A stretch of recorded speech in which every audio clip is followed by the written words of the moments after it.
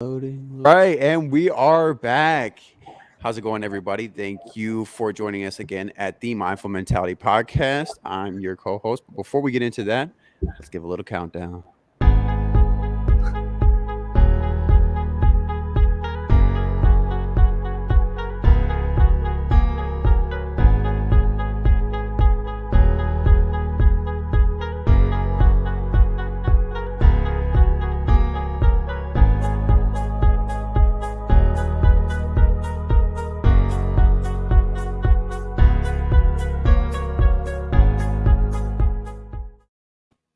And we are back, man.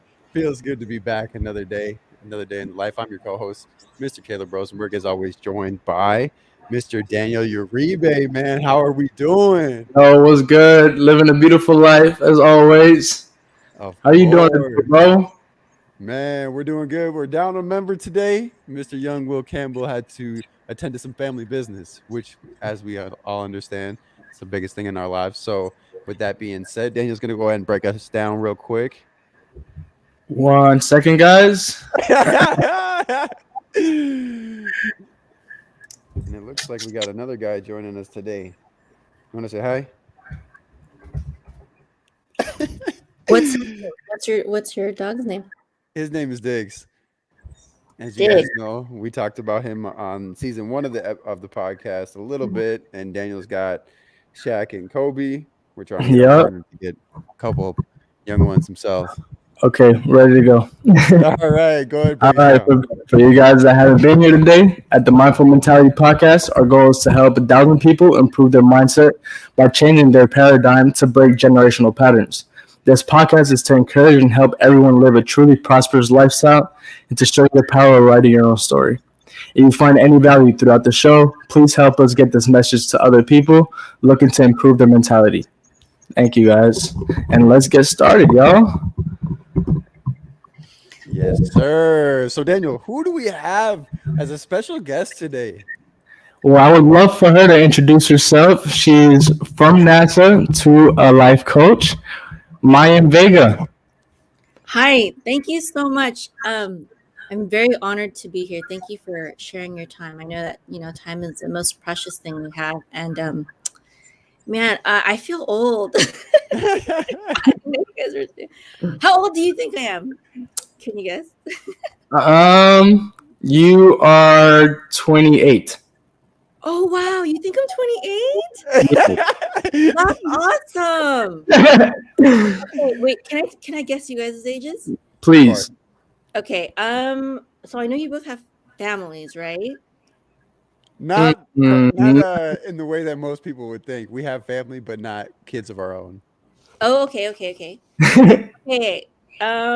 Are you in your early 20s? Yeah. Your early 20s? Okay. Okay, and you think I'm in my late 20s? That is awesome. Okay. Now I'm not gonna say my really. Well, okay. My birthday is this week actually, and I'm turning something 3. Okay, something 3. Fair enough.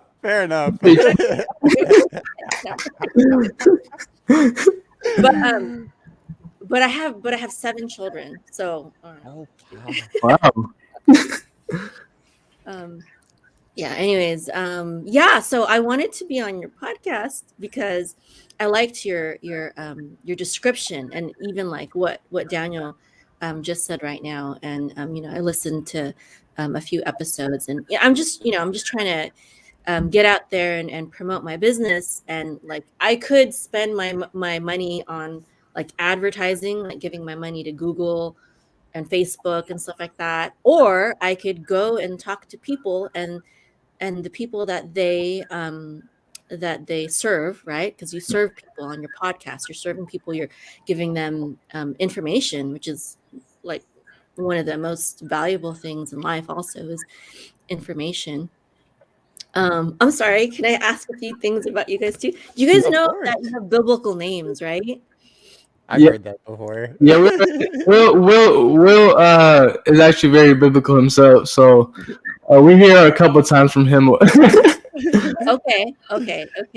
So of course, like you have Daniel, he was like the man who was willing to stand up to the king and not compromise his own values, even if his life was at stake. And there's that saying, dare to be a Daniel. Have you ever heard that saying, dare to be a I have, Daniel? I have I not. heard that. Okay, yeah, there's that saying in religious circles, like dare to be a Daniel, dare to stand for what's true. I forgot the rest of it. There's like a song about it. And so your name, the word Dan, it's one of the tribes of Israel, right? Um and it stands for, so din, it comes from the Hebrew word din, which means like judgment. So Daniel means actually like God is my judge, meaning Mm. God is the one who will truly judge me. Like y'all can't judge me. Y'all better not judge me. Hey, Y'all I don't know who I love am, that. what's in my heart, where I've been, what I've been through, that kind of thing. Only God can judge me. So it's I, a beautiful I love that. I love story. Wow. that. That's quite the name you got, Daniel. And Man, that definitely describes your personality. it Is does, right? It does describe me perfectly. That's so funny. yeah, that is very cool. Now, I don't know what the word kalev means, but some people say like the word lev in Hebrew. And I'm sorry, I know this isn't what I guess, I don't know if we're supposed to be talking about a certain thing, but this is No, just what go the ahead. We're very open on this all podcast. right, We don't have cool, any cool. parameters. I just love your name, so I just want to talk about him a little bit. So Kalev, lev in Hebrew means, so that's the Hebrew way to say it, Kalev, right? Kalev. I have a good friend who, his name is Kalev also, and lev means heart in Hebrew. And it's interesting in Hebrew, there's like two ways to say heart. There's lev and there's lavav.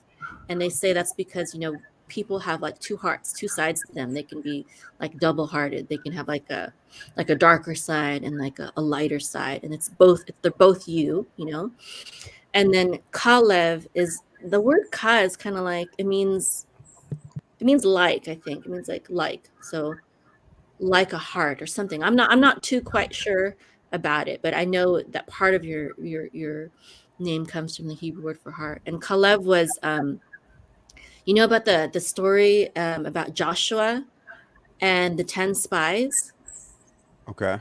Do you know about that story in the Bible, in the I Torah? Mm-mm. think Will's told us, but he's very much more into Yeah, it than we Yeah. are. Well, let me tell you, because please. it's a very Yes, cool story. please. It's about the bravery of a young man. There was Joshua, right? And there's Moses. Moses, right? You've heard of Moses. Yes. So there's Moses, and they finally came to the promised land after wandering in the wilderness for like 40 years. And then Moses sent out two spies to spy out the land before they went in to conquer it, right? And okay, I don't know how you feel about this. I'm just telling you the story of the Bible, because it's just what the Bible says, right? So they're about to conquer this land, and because it was wicked, and God was like, their time is up. You're going to take over. And then so they sent out two spies, and it was Caleb, and Joshua that they spent at, and they sent out other spies as well, but only Caleb and Joshua um, gave Moses and the rest of the Israelites a good report. Everyone else was like, "Oh man, there's giants in that land, and they consume you. Like the land consumes its people." I don't know what that means exactly in the Hebrew, but they were afraid. They were like, "We can't. We're not going there. We can't fight them. They're too strong and too powerful." And only Caleb and Joshua were like, "Whatever, let's You can go." see them. God said, God, That's you. That is you. like, he didn't care like how it looked like. He wasn't scared. It's kind of like David and Goliath, that same Yeah. story. Like, no, if it's ours, it's ours. Like, we're taking it. It doesn't matter who is there. If I'm meant to be there, if I'm meant to do this, I'm gonna make it happen. It's gonna happen. And so because of their faith, Joshua and Caleb were allowed to enter into the land, but all the other spies, they actually died out. Like they just got too old and then they died. And Caleb and Joshua were allowed extra long life so that they could actually make it into the promised land. So that's the story of Caleb, that because of his bravery and his faith, his strong faith in God. And back to your podcast, that positive mindset, the like I can do this mindset, like And not only that, but Caleb and Joshua, they were very young men, like I was saying. Like they weren't like the other spies who were like older and supposedly wiser. Sometimes with age, you gain more fear. You gain more fear and like, oh, I can't do that, or I'm not supposed to do that, or I shouldn't do that, or I should do something safe instead of, yeah. And that's a really good point. And before we move on, I really want to touch on that because you brought up an amazing point is that, and we've actually had a similar discussion that as people age, they have a little bit more to lose, or at least it seems to be that way. I mean, whether you have, your mortgage, you have kids, you have a life established, you have a career. I mean, when you get, as you start to progress, because naturally in life, we're trying to progress every single day. But then, as time you're progressing, there's more to lose at the end of each day. So that's just an amazing point, and I wanted people to understand that is that it doesn't necessarily get easier to take risks as you get older. Right. Yeah, some ways it does, and some ways it doesn't. Like you said, like if you start having children, then you're like, oh, well, maybe this isn't the best idea for my children. But then you also have to think like, and we're being very vague, but you also have to think sometimes when you want to stand up for something and you think, oh, well, maybe I shouldn't stand up for this because I'm putting my family on the line, I'm putting my life on the line, putting my job on the line. But then you also have to think, if I don't stand up for this, how will the future be like, without my bravery? Like just like, a lot of, heroes in history like Martin Luther King and, whoever, if they didn't stand up and even risk, they risked their families. I mean, he had children, he had a family, he had a wife, and he went to prison. And I don't know. It's like, am I brave enough, to be like that? I don't know. I guess it depends on what the cause is that you're fighting for.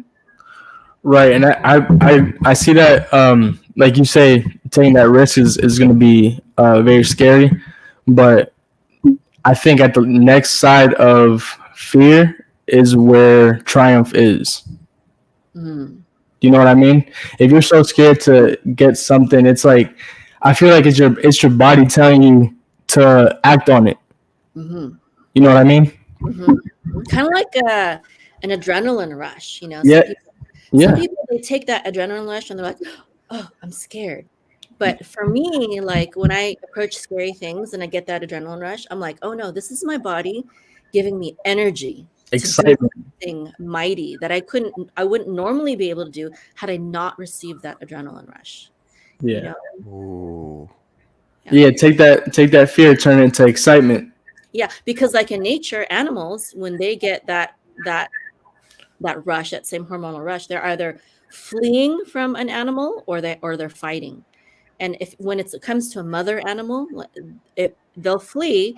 But if they have children there, they're like, oh no, I have to stay here and fight for my children. Oh, So same thing with humans. When we get that rush, we have a choice. Is it worth it to fight, or do I have to flee to preserve my life? yeah. Fight or flight. Yeah, exactly. That's it. I've been on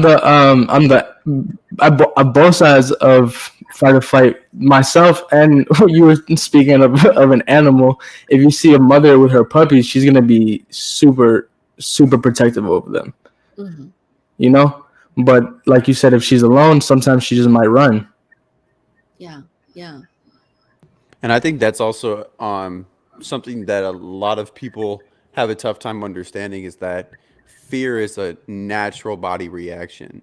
Yeah. It's very natural to when something's uncomfortable, something's brand new, your body is naturally, when it's uncomfortable, it's naturally going to go into a fear mindset because your body's built to, you're supposed to protect yourself. You're supposed to avoid danger. You're supposed to not, put yourself in compromising situations. And so when the body or the mind is unfamiliar with the situation, naturally it doesn't know what else to think but fear. And so I think a lot of people have a tough time not just identifying that because when you're filled with fear, it's hard to process things a little bit more clearly. But if you're able to know, okay, this is my body naturally reacting to the situation, how can I now transform that? So maybe speak on that real quick, is how did you get to a point where you're able to transition that fear into adrenaline, into energy? Because that's something a lot of people struggle with. And I'm assuming it didn't just naturally overnight. You were just one day like, oh, now I'm, transitioning this to energy and to excitement. So how how did you go about that? Well, I think that's a really good question, and I think it stems from the fact that, like, I feel like I always picture my self image ever since I've been little is like I'm this scrawny little weak Asian girl, that I get, like I have no I'm not strong, I don't I never felt super special, whatever, right? And so I used to be bullied, and there was this one girl who used to bully me all the time because well, I have RBF sometimes. You know what RBF is? Yes, I the don't know resting what bitch face, resting bitch. I have RBF sometimes, especially in high school. I was super RBF, and it was good for me. And so this girl, she thought that I was like staring her down on she thought I was staring her down on the payphone. Oh God. And I wasn't staring her down, but I was upset, So, but she thought I was staring her down, like, hurry up, get off the payphone. And so she was like, hey, after she got off the payphone, she was like, you have a problem with me? And I'm like, no, I just want to use the phone. She's like, yeah, you better not, whatever. And she walked away. So I was like, okay. And then I made my phone call, and then it was a really big high school that I went to. And then, like, whenever I saw her again on campus, every single time I saw her, she would like start throwing her hands up and like, hey, you want a piece of me? And she'd just talk all kinds of smack. And she'd keep talking like she was about to punch me or like beat me up, right? And so everywhere I went, whenever I saw her, she started doing that. And then I had this like friend who was a senior, and she would talk all tough, right? But when she saw that girl threatening me, she was like, oh, I can't really get involved in this because, I need to go to, my senior graduation, my field trip or whatever, right? And I'm like, okay, whatever. Right. And so this lady, like she was like this big tough, like she was supposed to be tough, whatever, this tough girl. But anyway, so this lady, this girl, I was in high school, she kept on like bullying me, like just talking smack everywhere I went. So I said, man, like what should I do? Like I can either keep living in fear, like just being afraid whenever she comes by, or I can do something about it. And I was like, I know that if she really wanted to beat me up, she could, like, Right. because that's how I saw myself, as I'm just this weak little girl. And I'm sure she could. She was stronger than me. She's bigger than me, whatever. But I was like, but I have to stand up for her, or else she's going to do this to me forever. Like, if she's going to beat me up, let her beat me up, and let's just get it over with. So finally, when she did that to me, this one time, I was like, you want to beat me up? Go ahead. Come here then, have a piece of me. Let's go. Let's do it. And I just started yelling at the top of my lungs. So there's one thing I do have I have a very strong voice, and I can get really, really scary.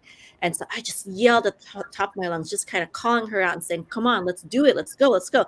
And just my fearlessness, I saw that just only because I was fearless, it made her leave me alone.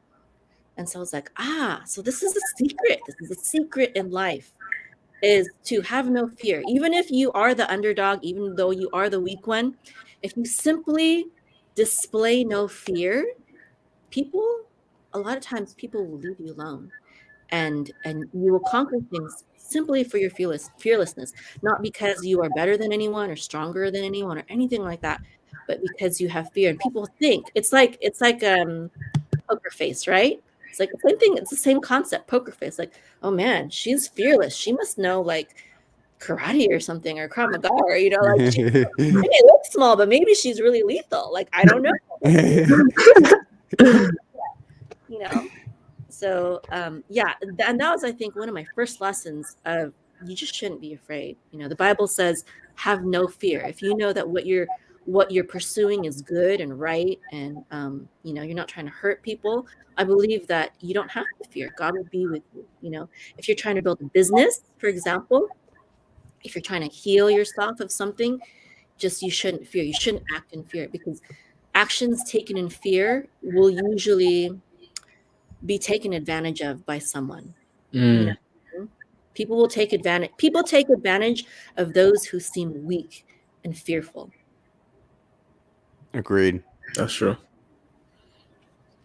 That's big. That's big, because a lot of, and I like the example that you brought up, because I think that's something that there's a lot of folks that we are in a community with that can understand that, because always have this saying that there's something that typically has to transpire in order for you to want to better yourself, work on self-development, work on your mindset, whether it's, a negative thing or something that's sad, or something has to affect you, or something has to happen to you in order for you to kind of see the value in improving.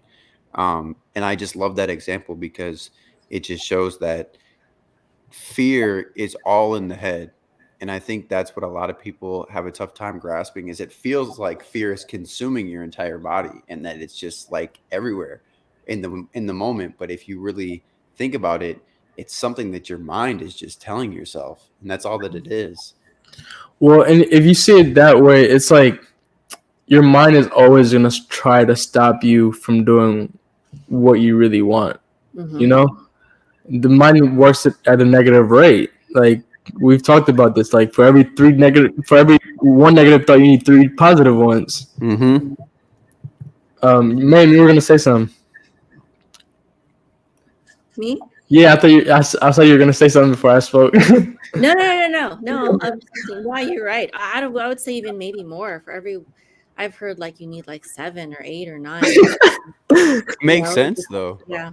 And so for me, like, especially on like social media, like I will like if you like I try to be positive all the time and happy and joyful, but sometimes I say strong things that can offend people. And when I see that people are offended, and then they start like bringing me down, I'm just like, I need to cut this person off my life. Unless I like know them and I have like a really close relationship with them. But a lot of times people on social media, they're just like hating on you. And it's like, you don't owe this person anything. And they're just bringing you down. Like, just cut them, just block them, because, that's what successful people do.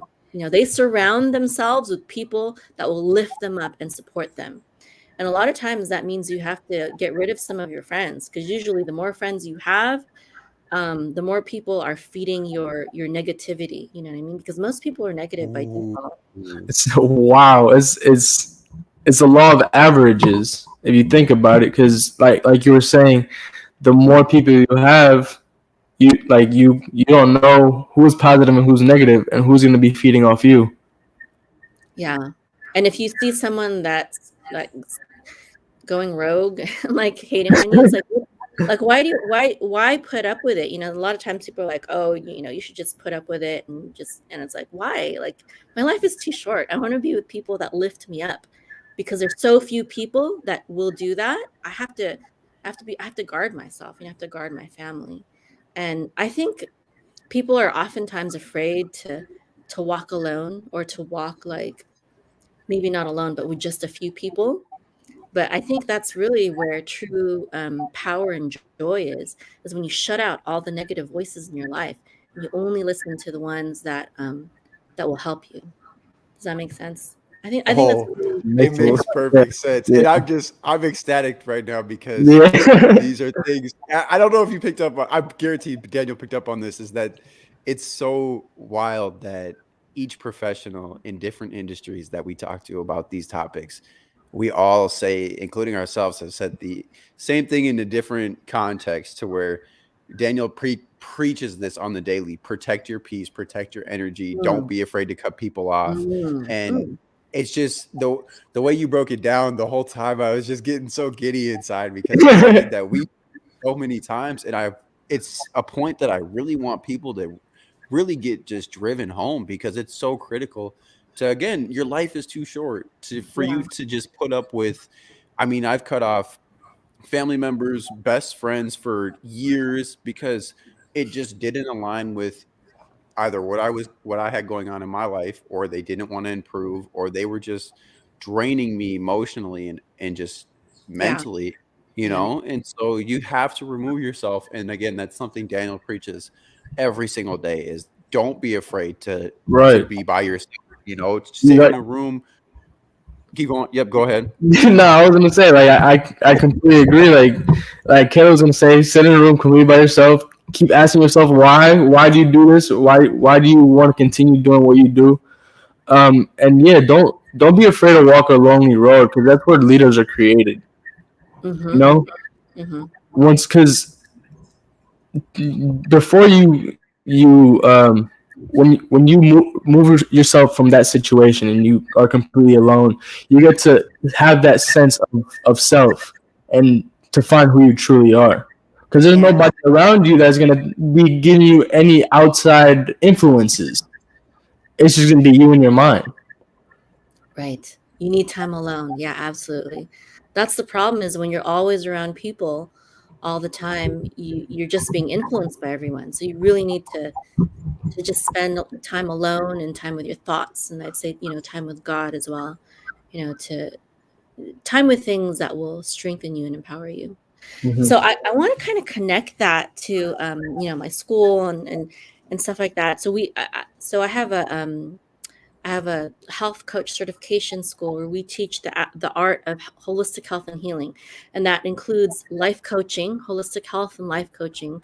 And that's, the kind of things that we're talking about right now, like positivity and getting rid of things from your life that are not beneficial. And so this isn't just about, these things that we're talking about, like cutting off bad influences. This isn't just about mental things and about life, but it's also very important for healing. So, for example, with cancer, right?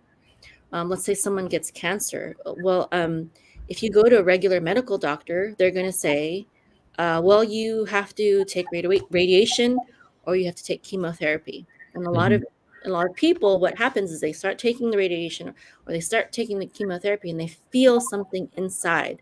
They're like, oh no, this doesn't feel right. This doesn't feel good.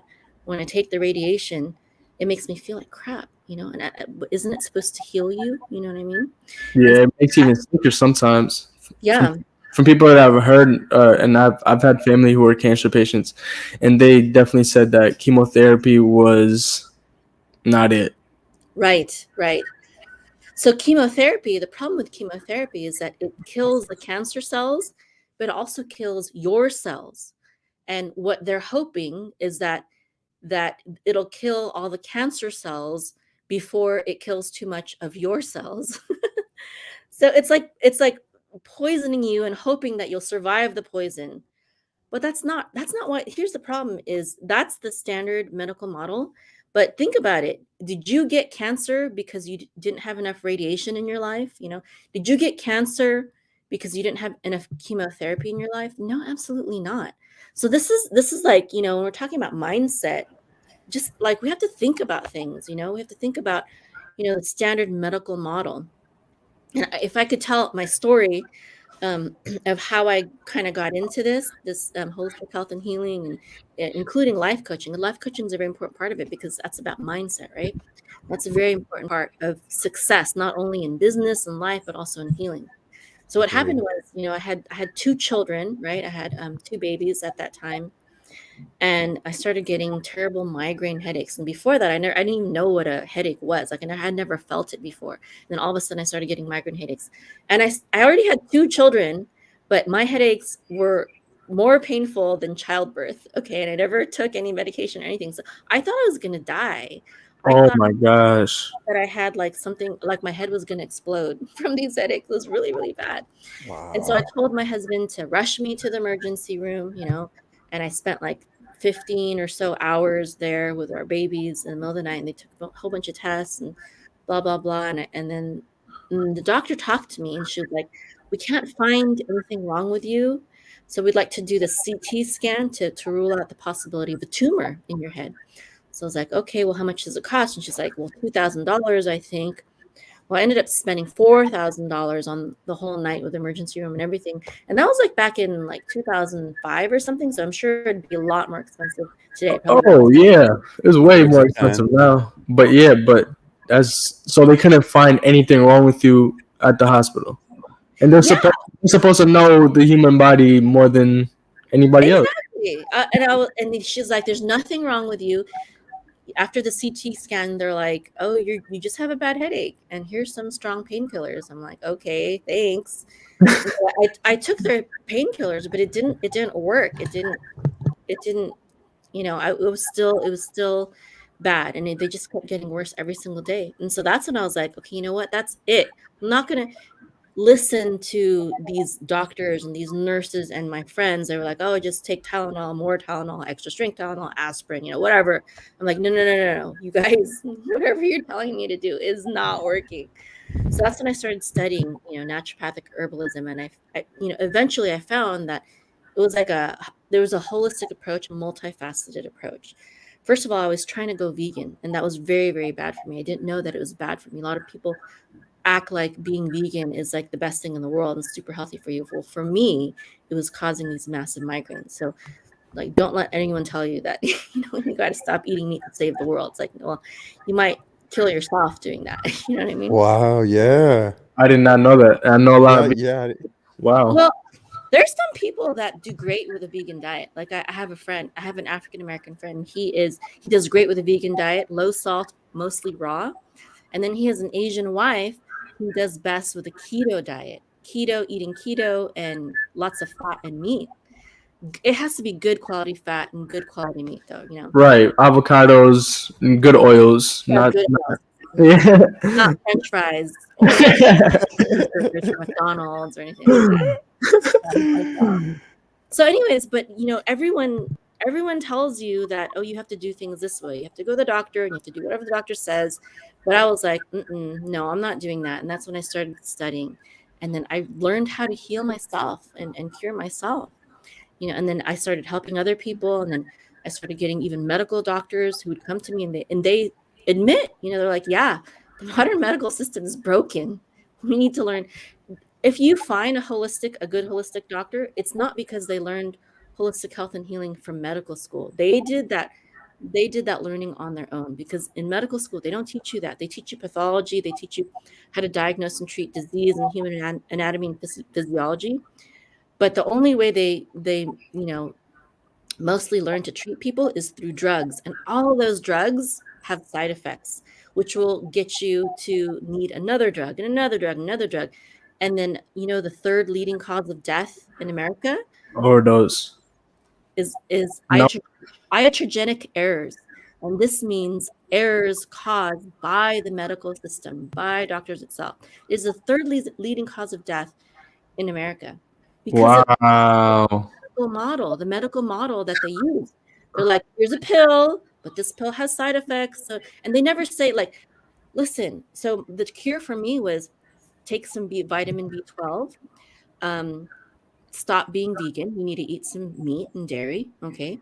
And you need to stop stressing out so much, and you need to just like trust God more to take care of you and your family.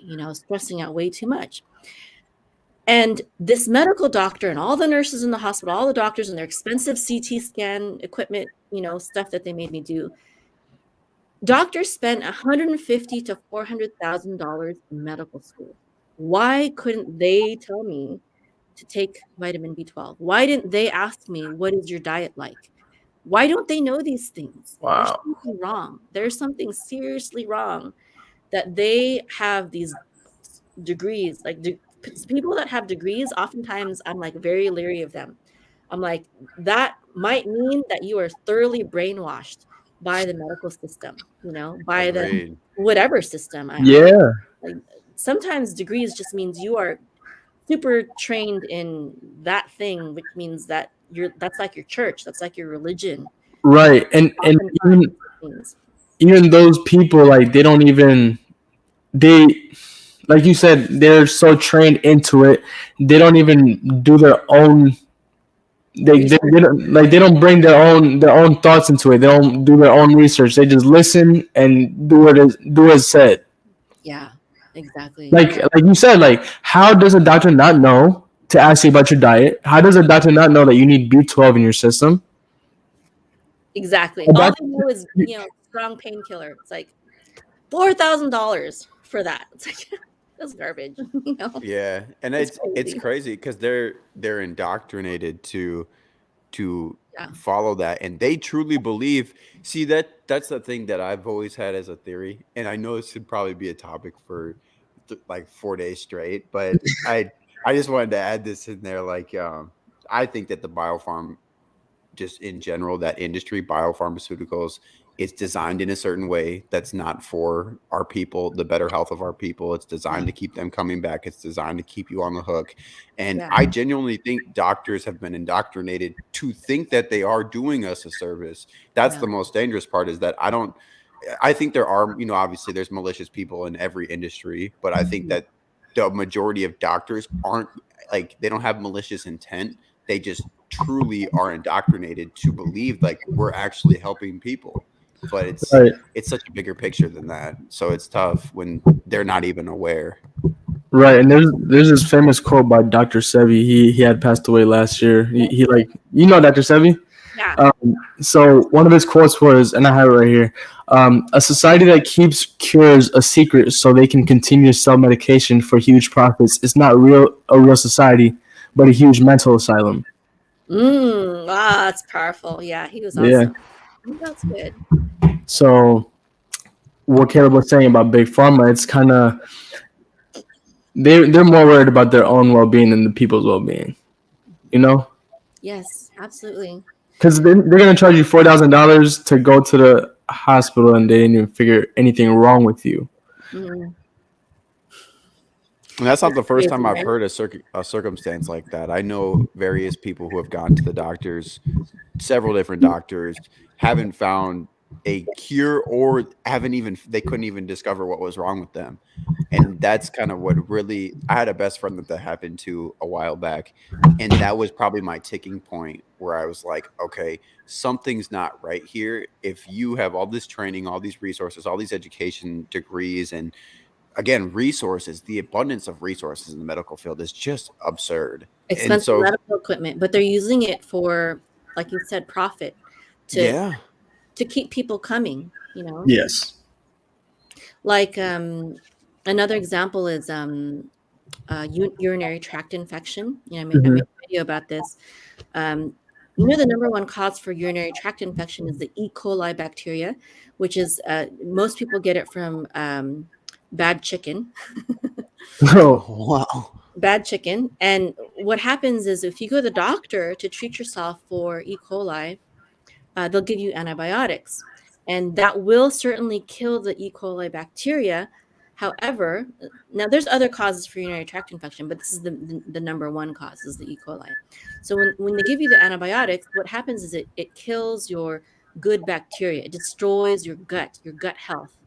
And then when it destroys your gut health, what that actually means is that you're more prone to getting urinary tract infection and E. coli bacterial infection.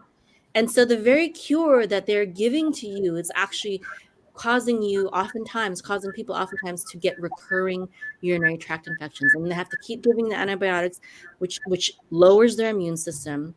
Whereas the natural approach to this would be to use a natural antibiotic, which does not destroy your gut, and also D-mannose. D-mannose is an extract of cranberry juice. A lot of times people will they'll Google something. They'll be like, oh, what's the natural remedy for urinary tract infection? They'll be like, oh, cranberry juice is good for it. And so they drink a cup of cranberry juice and they still feel crappy and they're like, oh, that didn't work.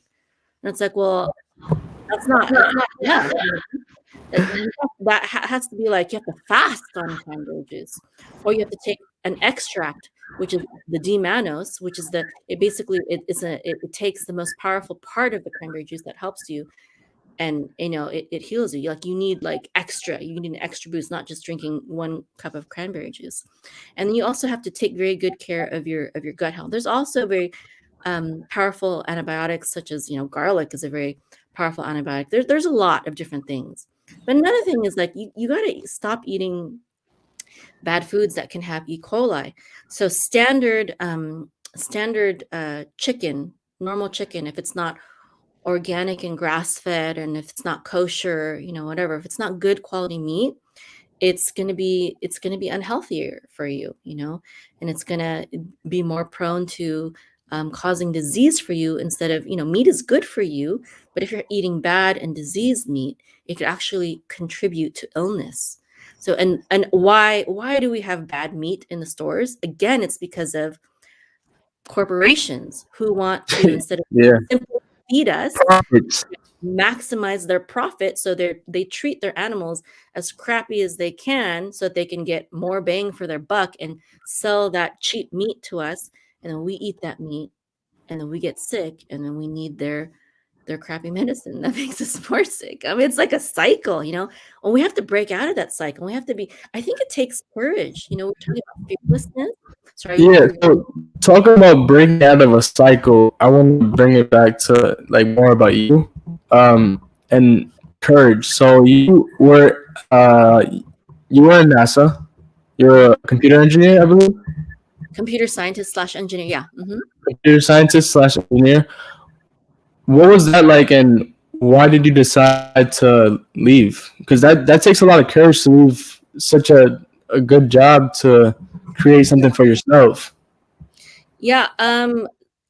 Yeah, my husband wasn't happy with my decision to change my career. He was like, "You make a lot of money. What do you, what, he did not agree, but I was like, whatever."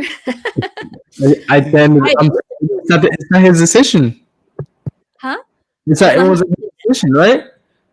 It was not really. I mean, he's my husband. I don't like making him upset, but ultimately, I was like, it was because of my baby. I had a new baby, and I was like, I want to. It's unnatural. Like, why should I have a baby and then like give him to some stranger to take care of 8 hours a day? Like NASA had this free. It was either free or low cost. I don't remember. That was right next to my office, and so I could just drop off my baby and then go to work and then like even visit him during lunchtime. It was really great, but I was like, it just didn't feel right, in my soul, in my heart, and my soul. So I was like, no, I don't like this. I need to I need to be a stay-at-home mom, and I need to build my own online business. And I didn't know a single person that had an online business, or was it stay-at-home, work from home mom. But I was like, I couldn't just stop working because we lived in the Bay Area and it's really expensive to live there, even back then. Yeah. I couldn't just not work, so I started my own online business, and that's why I did that, is so that I could be a mom, because I felt like it was not right for me to put my child in the care of a stranger. Just seemed so weird to me. Like, this is not how God designed us. Like, what animal does that in nature? No one does that. Like, no other animal does that in nature. The mother is with their child until the child is able to fend for themselves. That is natural. That is what it's supposed to be like. But I think the school system is, again, also set up to brainwash the children, really. It's set up to brainwash the children and to create workers for the system instead of entrepreneurs. And not only entrepreneurs, but also like landowners and, like just free people. Like, we're taught that we need to do good, and then we need to go to an expensive college and get a crazy degree. And how many people do I know that have expensive degrees and they're working at Macy's, I mean, like, a degree doesn't guarantee anything. You know what I mean? Mm-hmm. I've made a very successful living for myself without the need for degrees. And it's because of my passion, my experience, the knowledge that I accumulated, which wasn't tainted by a formal educational system. So I homeschool my children now, and I teach them what I want to teach them, not what the state says I need to teach them. So, for example, one of the things that I teach them, like, check it out, like, they spend, you study science and history for how many years? Like 12 years. But I never studied like Filipino history. That's what I am. How come 12 years of history and you can't teach me in one semester a little bit about for the Philippines? You know what I mean? Like, it's not, That's so true. I don't get it. Like, how can you like teach me almost nothing for 12 years of my life? It's so weird. Right. And then 12 years of science, right? 12 years of science, and yet you can't teach me um, how to eat right and how to take proper vitamins. You teach me about the solar system and about all this other stuff, but you don't teach me anything practical so that I can be healthy and heal myself. Like, there's something wrong with our system that they don't teach us the things that we really need. And why don't they teach us about entrepreneurship? They don't teach us how to start a business. They don't teach us about how to truly succeed in life. They teach what did I don't even know what I learned about all this entrepreneurship and all this health and healing. I learned that outside of school, So that's why I'm like, well, I'm not going to put my children in public school. They're going to be normal. Wow. To be the I best that they agree. can be. I don't want them to just be normal. Right. I And know that's a a lot of tough people, they thing. can't afford to do that, though. A lot of people, they can't afford to do that. So, if you want to build a business, one person has to be working, or it has to be when you don't have, children yet, maybe, or go ahead, just like suck it up and live with your parents for a while you're building your business. There's different ways to do it, but ultimately I think that entrepreneurship is the most empowering path. And also how to invest in like real estate and now cryptocurrency and stuff like that. There's another thing, like they don't teach us how to invest our money. Like they want us to be in continual debt, and they just want us to spend and spend and not know how to be wealthy. Well, I have some wealthy friends, and they teach me things that they're not teaching people in high school or even college. And it's like, why aren't they teaching us that? That's the math I want to know. So you gotta go find that for yourself. Yeah. It's tough because they design this system to, again, like you had mentioned, they create workers, they create people who are continuing the system. Yeah, and It's a it's cycle. tough. Slaves to It the system. really is. And And it's that's not just it's in health, it's in education, politics. across the board. They're setting up the playing board for everybody to just be a pawn at the end of the day. Everybody's just a pawn in the game to them. And so they, I mean, thinking about it as, kind of like a 3,000-foot view, it's like, okay, they just want to push this narrative for as long as they can. So, obviously they're going to indoctrinate people to think a certain way, which is why we're in the stage where we are now, where people are saying you need a college degree to do anything with your life. Okay, well, you need to do this, you need to do that, you need to do this. And it's like, I think we're starting to get to an age where people are starting to see that there's other avenues and there's other Yes. ways to go about life in general, Yeah. regardless of what it is, even if it's, because I'm somebody who college wasn't for me.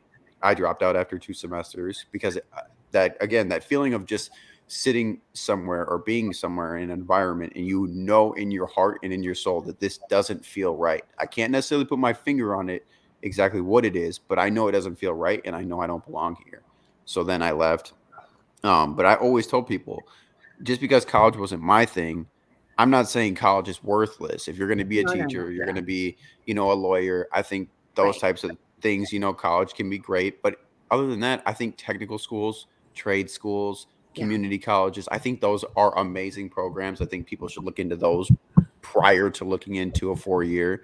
But again, there's just so many avenues. That's kind of where I'm going with this, is that there's so many ways to make a life for yourself that doesn't require a 4 year top university, Mhm, whole mhm. nine, basically. Exactly. So with that, I do have to go now, but I just like to. I think that's a great segue into my school, if you don't mind. Fair Yeah. enough. So I founded aruka.com, ARUKAH.com. Okay. And we teach naturopathic herbalism. That's the field of holistic health and healing, and also holistic health and life coaching. That's all about mindset and that kind of stuff. And then we also teach online business entrepreneurship, and that's all just in one program. It's the health coach certification program, because those are, I believe, what people need in order to become the healers of themselves, their families, their homes, and their communities. And also just the entrepreneurship. It's been such a blessing for me. I mean, I homeschool 7 children plus 3 more, and I've been able to not only match my income at NASA. I've been able to surpass my income at NASA. I don't think NASA would ever pay me as much Let's go. as a work from home mom. You know what I mean? So those are the kind of things that we teach at our school. And I have a free like mini course that we just launched. It's how to become a holistic healer. It's going to be available on our website this week, probably Monday. It'll be available. And so I just like to invite anyone who's looking for a non-traditional educational model. This is the educational experience that I'm giving to my children that I homeschool. I'm teaching them how to avoid doctors and dentists. I told all of them, like, you can have a job if you want, but you all need to know how to be an entrepreneur, because look at, with the pandemic, all these people lost their jobs, but me, there's no effect to me. Like, I can just keep on going because I'm my own boss, and I have something valuable that people need and want. And so I don't have to worry about some boss telling me, oh, you need to do this or that. I don't want to talk about what they think. Agreed. Agreed. Yeah, Thank you so much. we need more bosses and more healers. So yeah, please go to aruka.com. Yeah, where can people, if they want to connect with you individually on an individual basis, if they're able to do that, where is the best place to kind of reach out to you, contact you? Well, on aruka.com, there's a Okay. contact form, and they can also contact me through there. So yeah. Beautiful. And we'll link that for you guys in the show description as well. You guys will see that in the description on YouTube, Facebook, all that good stuff. And if you're listening on Apple, Spotify, you can find it in the show notes as well. So with that being said, thank you so much. I know you said you have to run. And real quick, if you were to give somebody just one big takeaway from this episode, or just something that you've learned that you really want to drive the point home, what would that one thing be for people that they can walk away with this as? I would say don't ignore your inner voice, no Yeah. matter what your goal is, whether it's to build a business, whether it's to heal yourself. If something doesn't feel good in your gut and your heart and your soul, pay attention to that voice, because I believe that that's God, helping you, guiding you. Mm-hmm. Agreed. I agree 1,000%. Wow. Yeah. And we're gonna leave out with that for you guys. So thank you again so much. I mean, this was a phenomenal episode. I did not think we were gonna get so deep onto some big topics here. So thank you. We really appreciate you taking time out of your night and day Yeah. to come and spend this with us and kind of just break down some topics. So hopefully we can get you back on in the near future and I'd love get to. It was so much fun. Thank you. Yes, we had a great time. So Thank thank you you so so much. much, man. It was a pleasure. Okay. Yes, good deal. All So right. as always, thank you guys for tuning in. Again, another episode of Mindful Mentality. You guys can find us on all podcast platforms. Go ahead and give us a comment, a rating, share it with friends and family. Again, we're trying to help as many people as we can just improve their mindset, improve just the quality of life, and just really enhance the mindset. So reach out to us with topics, questions, recommendations, guests, anything that you guys want to hear from us. Just let us know. So with that being said, thank you so much. We love y'all, and we'll actually see you guys in about an hour or two. Right. All right. Have a good one. All right.